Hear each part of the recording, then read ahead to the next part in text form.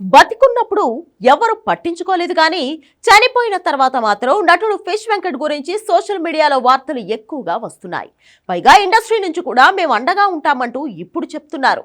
అదేదో ఆయన ఉన్నప్పుడు ఈ మాట చెప్పుంటే ఈ రోజు మన మధ్య ఉండేవాడు కదా అంటున్నారు ఆడియన్స్. ఫిష్ వెంకట్ బతికున్నప్పుడు సాయం చేస్తున్నామంటూ కొందరు తప్పుడు వార్తలు క్రియేట్ చేశారు.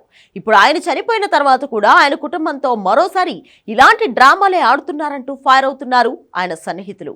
నిజంగా సాయం చేయాలని ఉంటే చేయండి గాని పబ్లిసిటీ కోసం వెంకట్ కుటుంబాన్ని వాడుకోవద్దు అంటున్నారు.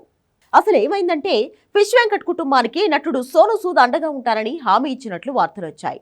ఫిష్ వెంకట్ మరణించిన వెంటనే సోనూ సూద్ పిఏ ఫోన్ చేసి పరామర్శించారని, తక్షణ సహాయం కింద ₹1,00,000 ఆర్థిక సాయం అందిస్తారని హామీ ఇచ్చారని ప్రచారం జరిగింది. అయితే ఈ వార్తలపై ఇప్పుడు ఫిష్ వెంకట్ భార్య స్పందించింది. సోనూ సూద్ నుంచి ఫోన్ వచ్చిన మాట వాస్తవమే గాని ఇప్పటి వరకు తమకు ఎలాంటి సహాయం అందలేదని, డబ్బులు కూడా రాలేదన్నారు ఫిష్ వెంకట్ భార్య సువర్ణ.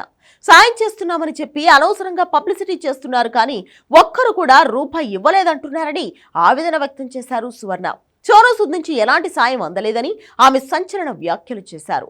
సోనూ సూద్ ₹1,00,000 ఇస్తానని చెప్పినప్పటికీ వెంకట్ చనిపోయి 4 రోజులవుతున్నా ఇప్పటి వరకు తమకు ఎలాంటి డబ్బు అందలేదని పేర్కొన్నారు.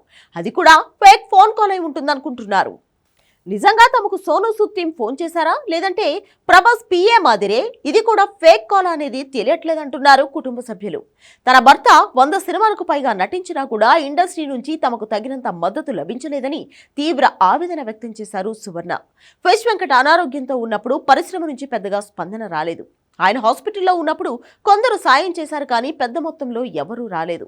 ముఖ్యంగా ప్రభాస్ పేరు వచ్చిన ఫేక్ కాల్ అందరినీ ఉలిక్కి పడేలా చేసింది. 50 లక్షల సాయం అంటూ వచ్చిన వార్తలు వైరల్ అయ్యాయి. కానీ ఫిష్ వెంకట్ భార్య మాత్రం అలాంటిదేమీ లేదని చెప్పింది.